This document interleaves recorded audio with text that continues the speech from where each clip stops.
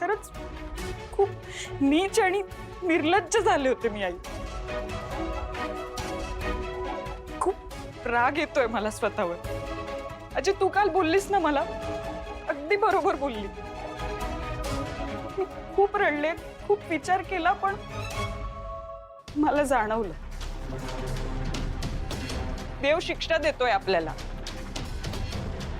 इतकं सुंदर आयुष्याचं वाटोळं केलं ना आपण, म्हणून शिक्षा देतोय.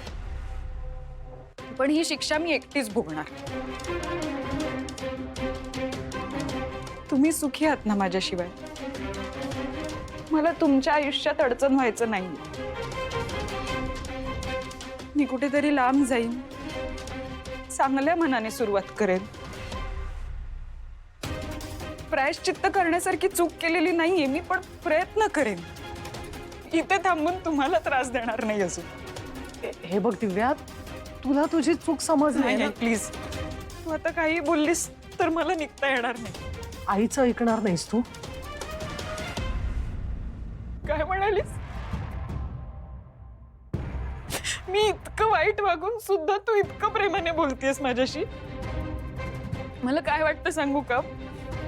तुला ना माझ्या ऐवजी कोणीतरी दुसरी मुलगी असायला हवी.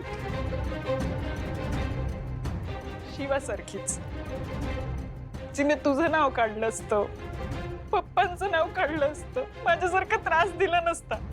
असं काही नाहीये ग. असंच आहे आई. मी जे केलंय ना, खरं तर त्याचं प्रायश्चित्तही करता येणार नाही. थांब डुचके.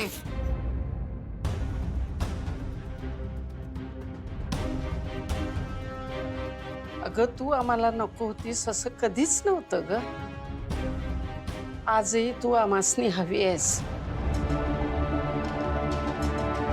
तुझ्यासाठी जीव तुटतो आमचा.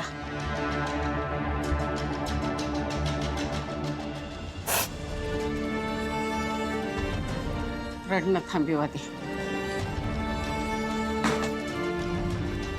मला माफ कर बाईजी. रडणं थांबव. आता इथून नवीन सुरुवात कर. अगं, आम्ही समधी तुझ्या बरोबर आहोत. हा, दिव्या, तुला तुझी चूक कळणं जास्त महत्वाचं होतं. होय. आज तुला तुझी चूक कळली आणि तुझं प्रायश्चित्त झालं. आता इथपासून तू नवीन सुरुवात कर. अगदी आजपासूनच कर. आणि खरं सांगू का, आम्हाला सुद्धा तुझी गरज आहे ग.